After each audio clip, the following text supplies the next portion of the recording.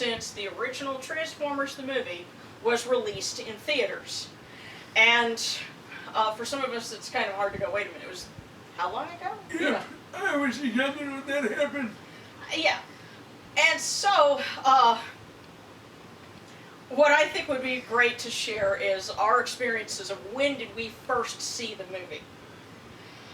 And I can say for myself, I saw it opening weekend. I'm not sure if it was a Friday or a Saturday, because as a 9-year-old kid, in the summertime your days kind of run together and that becomes a point of pride.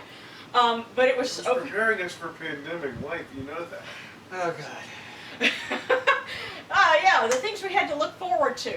I can remember my aunt and uncle took me to go see the movie, and one of the things that struck me, of course, is how much bigger and nicer looking it was than a lot of stuff in the series. And I can remember, I think it was at the point with the battle over Autobot City, thinking to myself, wow, I'm going to remember this day when I'm old, when I'm like 30, I'm going to remember.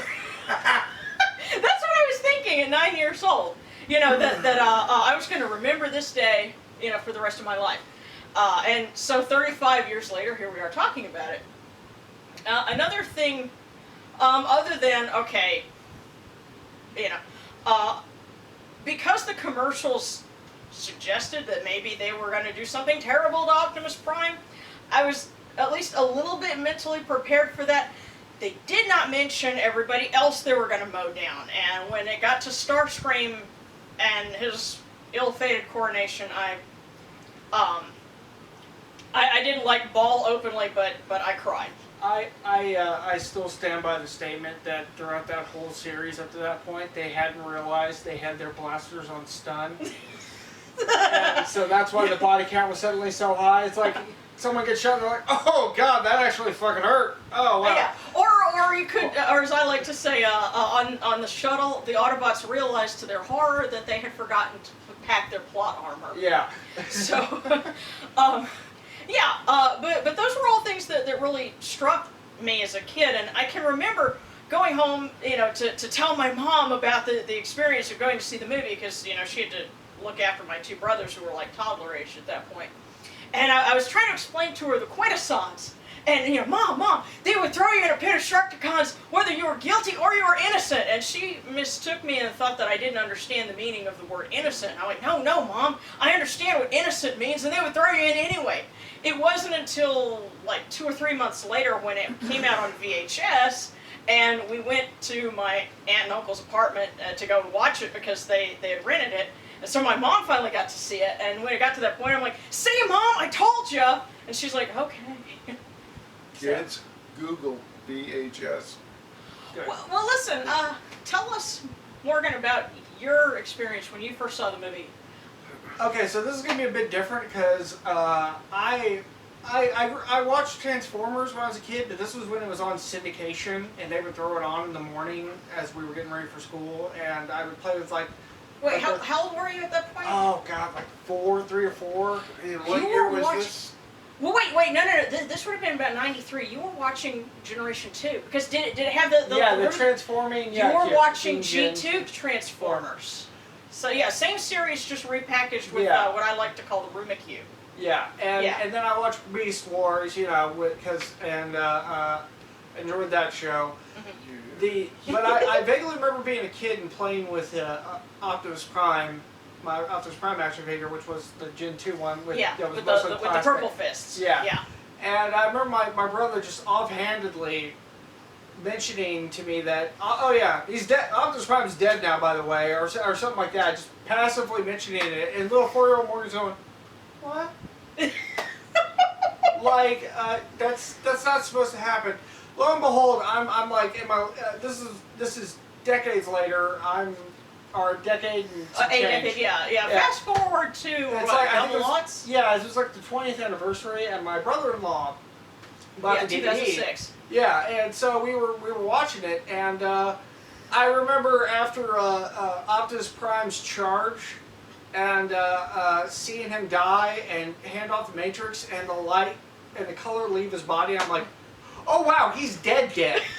He's like, he ain't coming back, folks. That's all she wrote. But I was also surprised that, like, all of these characters that I had been part of the series at this point just getting off like that. No ceremony, no, don't leave me, hang in there, just like killing them and trampling over their corpses as we're charging forward. And it was just brutal. And so how it went from being a very kid-friendly, like, don't show too much violence to, Apocalypse Now. Like, I expected to hear the violins playing, and Optimus Prime going, I was just getting, yeah.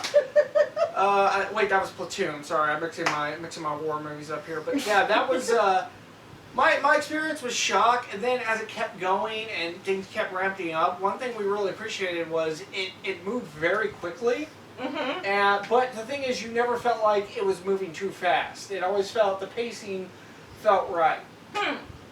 So yeah, it was interesting for me seeing it at a much older age, but I enjoyed it, and I'm like, yeah, this is really satisfying, and I see how they were trying to use it to set up a next part of the series. Yeah. Now, did you get to see the post-movie series? Not until I started hanging out with you. Is when okay. I started watching. I would catch some episodes on the Hub. Yeah. Every now and again. Yeah, we'd watch it and go, the memories. Yeah. It was watching it on the Hub was like good for the soul. Yeah.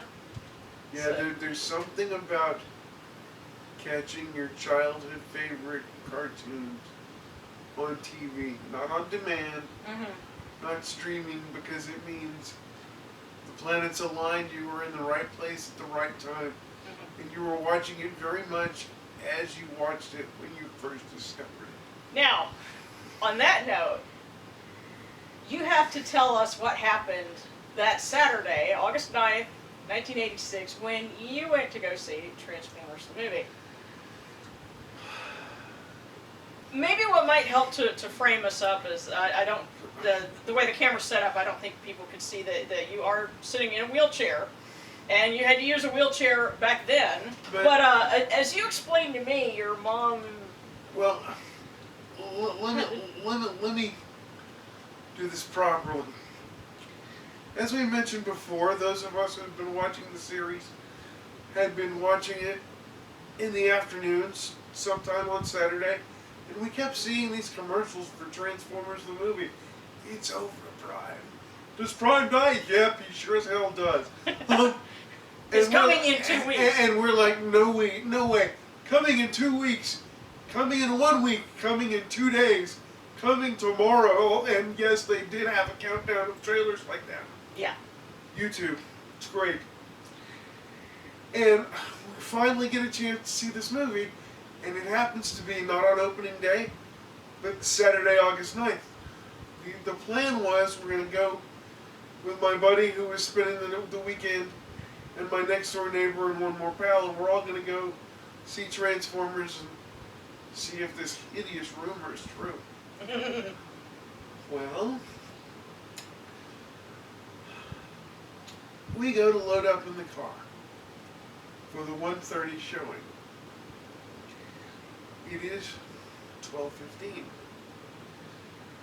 Now, wheelchairs today don't look like wheelchairs of yesterday, but I digress.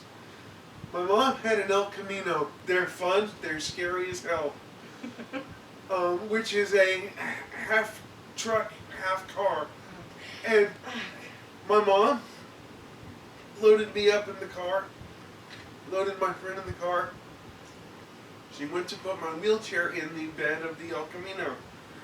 Now, this is before wheelchairs could collapse with the backrest down. They could collapse like an accordion. Oh, so they could do this, yes, but they couldn't fold the right. backrest down. So she's putting it... They could, but they couldn't, you know. And my dad tells her, turn the chair sideways so that the backrest doesn't act like a sail and catch the wind. My mom, promptly thinking that she knows better, ignores my father. Now, we are going to the movies, and to do this we have to cross the 210 loop. Over Lake Charles. Over Lake Charles. Now, if you can imagine, it's a Saturday afternoon. My pal and I are two punk-ass 12-year-olds ready to see the movie. It's 1986. The music is great. I turn on the radio and we've got Sister Christian. And, we've got, that piano entry that is classic. And then the crescendo with the drums. And then the chorus. Motorhead! And then I hear this thud. And I see footrest flying in front of a car doing 60 miles an hour. And then I realize, wait, those are my footrests. And I'm going, gee, Mom, those are some fast footrests. What? Oh shit.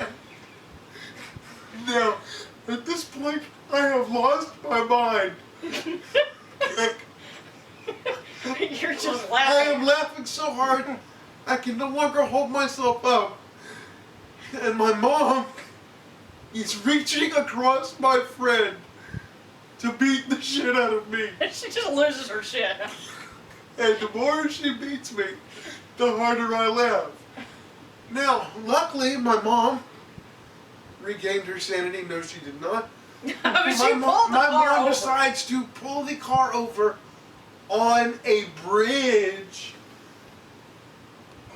to go fetch my footrest out in the middle of running traffic on an interstate. Did she turn her signal lights on? Or did they even have those back then? Yeah, Well, they had hazard lights. They but- had caution lights, but I don't we know. didn't even. I mean, they didn't used to have seatbelts in cars either, or airbag standards. Airbags used to be a luxury. You guys realize in 10 years we're going to have kids that are My going mom to be... didn't even have to put her feet to the floor. You realize in 10 years there are going to be kids that are going to go, wait a minute, there were vehicles without backup cameras? Yeah. So she's fetching footrests out of the drink. Now, Well, she didn't get the footrest out of the interstate, but then the off the wheelchair was... interstate. The wheelchair flew over the bed of the truck, over the guardrail for the interstate, and into the swamp below. Now, a truck driver hauling a 30-foot trailer pulls over behind my mom and goes down and fetches my wheelchair. Out of the Now, it takes about 22 minutes to do this because they have to fetch all the parts that they can find of my wheelchair. Okay? My wheelchair looked like a casualty from Autobot City because it fucking was. Now, needless to say, we're gonna blow that 1:30 appointment Yeah. because we have to turn around, go home, fetch a spare wheelchair, which thank God I had, go back to the movies. By the time we get to the movies, my two friends that were going to meet us were coming out, going, "You dumbasses, you missed the movie." And I didn't explain anything. So my friend and I watched the movie. We get into the movie starts. Quick question: did your friends spoil the movie, or did they tell you, "Oh, dude, you know"? And I'm like, "Dude, you missed the movie," and I'm like, "Shut up, you dweebs! That was an '80s thing. We could do that then. Don't screw up this movie." So Chris and I go in, and we watch the movie. Everything starts, Unicron eats Lithin. It's badass. Yeah. Megatron must be stopped. Oh shit. Those were the words that let me know bad things are about to happen. No matter the cost. Getting through the shuttle was enough. One Yeah. shall stand, one shall fall. I was offended immediately because I don't stand at all. Well, then I guess you're gonna fall. And I'm sitting here watching my hero, Optimus Prime. I think it would help for context to mention that your dad was a truck driver. My dad was a truck driver. And the truck driver just helped. My dad was off and gone. Optimus was my surrogate dad, very, very much so.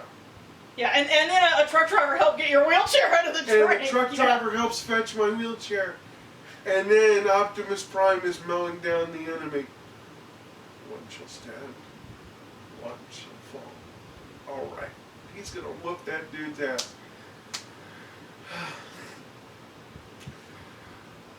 Optimus Prime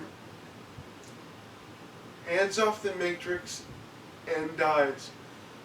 I go from a 12-year-old in the throes of puberty who has gotten, to feeling like he's a badass for the first time in his life, to reverting back to 4 years old now.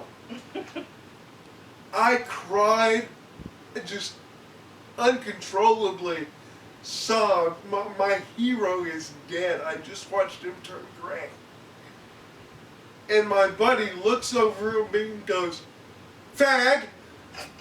By the way, we could do this back then. At this point, Yeah. I literally just take him, who is in the seat next to me, much like you, and I have literally began to elbow him and punch him until he begs me to stop.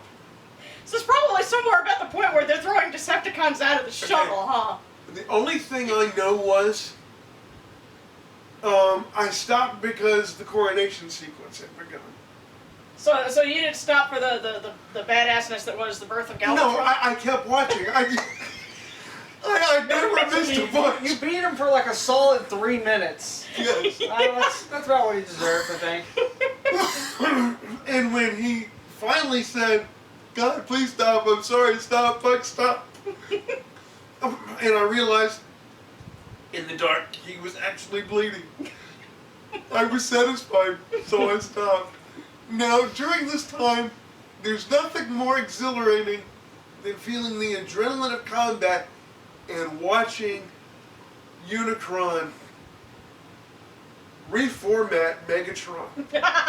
When they showed that endoskeleton, Oh yeah. I'm literally punching and going, "Oh, dude!" And I haven't stopped. I think I had like chills the first time I saw that. It was so amazing. I remember seeing that going, that may be the coolest thing in a cartoon I've ever seen in my life. That was a really, really nice little bit of animation. And, Hand animated, y'all. and that still holds up to this day. Yeah. Anyway. And we finished the rest of the movie and we get home. And then the reality of my Transformers experience comes rushing back. When you see that mangled wheelchair. We get home and my mom, my dad, who is thick in how many different ways can I say I told you so. And 2 other friends are going, "Well, here's this piece, here's this piece, here's this piece. I've got an arc welder, let's get to work." It took them 3 days to put that wheelchair back together. They needed some junkions. And we had to order lots of new parts, but Joe walks over and goes, "Oh, fuck, man, what happened?" And I just said, "I fear the wounds are fatal." And he lost his shit right there. I mean, he was screaming with laughter on the ground, no holding himself up, and the adults are going, "What the fuck is their problem?" They just don't get it. Teenagers. They're teenagers who just saw a movie. You know, Well, that was something else, especially if you read the reviews from the movie from back in the day. They really treated it like, okay, this is a kid thing, we don't get it. Yeah. This is another world and we don't understand it. And that's one of the reasons why I think it wasn't really well received at the time. They were like, oh, it's a kid thing, we don't get it. a lot of people called it an 86-minute toy commercial.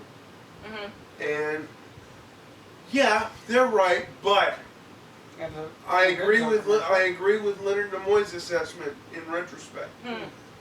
As he told us in 2000. It was in '99. We went to a con and we actually got to ask him about it. In 1999, he said he thought it was way, way, way ahead of its time. And you know what? It was. Mm-hmm. And That's why we're here talking about that's it why now. we're talking about it now, and that's why when you read a lot of reviews for the Bayformers Yeah. movies, a lot of critics will say they prefer the '86 feature. Now, I think to be fair and to kind of bring you back in here, I know you saw the live action Michael Bay movies, and at first you were like, well. I mean, I don't know. Maybe it's the degrees of separation, but I was able to kind of just sit back and accept them for what they were. Mm-hmm. And I think a lot of people were hoping that this would be kind of the second coming of Transformers, and what we got wasn't quite that. Mm-hmm. But I still say that those first three movies are perfectly fine, entertaining, sort of Of course, things. yeah. Of course, I think. Oh, go ahead. Well, I mean, it's like, yeah, is it the best Transformers stories ever told? No, but I mean, for what they were trying to be, they succeeded. Yeah, They weren't I bad. think they were, well, in fairness to them, which, that's a lot coming from G1ers like ourselves, but in fairness to them, they were trying to bring it to, the next 20 years of kids that had never seen the original, were not familiar with it, and, for people who weren't familiar with the original, they were okay, but for those of us that, suffered and cried in the original, we're like, what are you? I think that there were a lot of kids who that was their introduction to Transformers, and so as an older member of the fan base, you're gonna have to respect that, but you're also gonna have to understand that, like them or hate them, they did kind of shepherd a new generation of fans back to the stuff that you love. Yeah, and it's funny, I can also remember back in the day when Beast Wars was brand new. You guys hated the fuck out of that too. When Beast Wars came out, with those of us that were older fans, there was a raging debate. There were those that embraced it and were like, oh, this is great, and oh, this new CG is so much better than the animation that we had. There were so many problems with the original animation. And, of course, one of my arguments was, well, think about what they were trying to do and what little budget they had, and you still got some real gems out of it. And it's funny, you look at the animation for Beast Wars now, and you go, oh, wow, this is dated. Yeah, that's Lightwave. Yeah. So, compare Beast Wars to Clone Wars. Yeah, and one of the things that I want to say for every generation of fan, regardless of franchise, we need to stop degrading the generation of fandom that isn't ours. Because you know what? Well, how many folks that grew up with Beast Wars, work backwards, and now they're fans of G1, Right. and there were those of us that said that would happen. We have a common tie that binds, whether you are a Transformers fan, a Marvel fan, a Star Wars fan, Star Wars especially. especially. We need to stop being so disrespectful of each other and admit that we do have one thing in common. We all love what we love, regardless of if we agree on everything or not. We all make it what it is, and we all make it what it isn't. Respect what you love and respect that other people feel the same way that you do about different things. Yeah. But, and so in fairness, there are plenty of folks that, might have seen the Michael Bay movies, and, that's going to be what brings them to the original movie now that it's out on Blu-ray. And, No, the original movie is out on 4K. excuse me, yes. They released the Blu-ray for the 30th anniversary, Right. and, now 5 years later, they're releasing the 4K. By the way, we'd love to leave a link to that, and we'd actually love to review the 4K. If anybody wants to send it. And a 4K TV. Yeah, that too. And tell the you- PS5, because I gotta have a way to play that 4K. You know what? There's an even better way than that. What they can do is go to my Patreon link and join the Patreon community. I already have, it's already supporting my sister channel that talks about different topics, but the more the merrier. You come on to Patreon, tell us that this video brought you here, and then we'll include exclusive content specifically for Transformers, and especially for our upcoming series, Visions of Cybertron, where we'll be talking about collectibles. We'll do some drawing lessons, especially because we've got a couple of folks here that have training in animation, and both 3D and traditional, and we'll bring everyone together for more good stuff. Yeah, by the way, I do want to say, on behalf of these two folks, they deserve everything because they work really hard to bring you the good stuff. I'm just here, for the pretty face and the awesome body. I know, thank you. Well, actually, I appreciate it, really. I have to talk you up for a minute because you so generously provided voice talent for Transformers: A Simple Choice, which was our fan project that we completed for the 30th anniversary, and that's currently available. It has a Facebook page. It's on Vimeo. I'll provide links, and I'm going to try to get it in its entirety on YouTube. It's just the original score that we used was for Gundam Wing, and Bandai Limited didn't want us, using certain music, and so what I've done is tried to rescore it using music from the original series. And as long as YouTube doesn't flag something, then we'll get it up here, and you'll be able to see it, and you'll be able to hear the wonderful voiceover that you did. Much appreciated. So. Thank you. I appreciate them. They're bragging on me.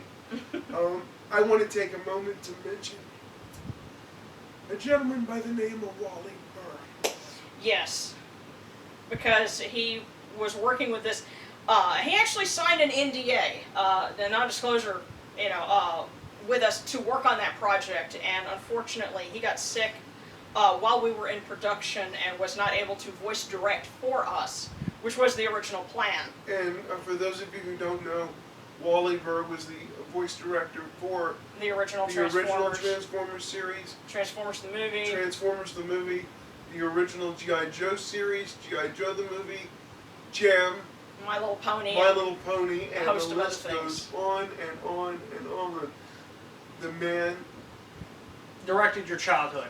Yeah, directed your childhood if you are of a certain age, and if it wasn't your childhood, it was your parents' childhood. Yeah. And we miss him very much because we had the rare privilege to get to know him and get to work with him just a little bit. He gave us some coaching. Right. We were two of his last students, and we were going to get you involved and let him abuse the hell out of you. And, unfortunately, it didn't quite. We showed him your picture, and then awful things happened. Okay. Subscribe to this channel, share with your friends, post it to Facebook and other social media, and the more traffic we get, the more things we can do. And the better quality our video gets. So, yeah, and be sure to, if you've come to this channel for this video, be sure to check out our original animation that we have, including my senior project. Which Wally Burr also voice Yeah, directed. that was Wally Burr's last voice directing gig. Right. Was for my senior project. And so we had Skype going, basically. Yeah. And so we had a friend of ours in LA who is a legitimate voice actress, and we had you and me, and Wally was directing us. And that was in spring of 2015, and he actually got to see the finished animation literally weeks before he got sick. So that was his last bit of work and sort of an overlap, with us. And so and he was one hellacious teacher too. Yes. So if you look up Half-Ass Kingdom, Commute, that's a concept piece for a series we're developing, and we're working on animation for a second short in it now, and you gave us some game designs for that, and eventually we're going to get that done. Cool. So it's all there. Check the links. So, all right, and something should be said poignant. yeah, something to sign up. Well, there's one thing that the movie gave us that I think is a nice sort of rallying cry is until all are one. Yeah. Yeah. So until next time, till all are one. See you then.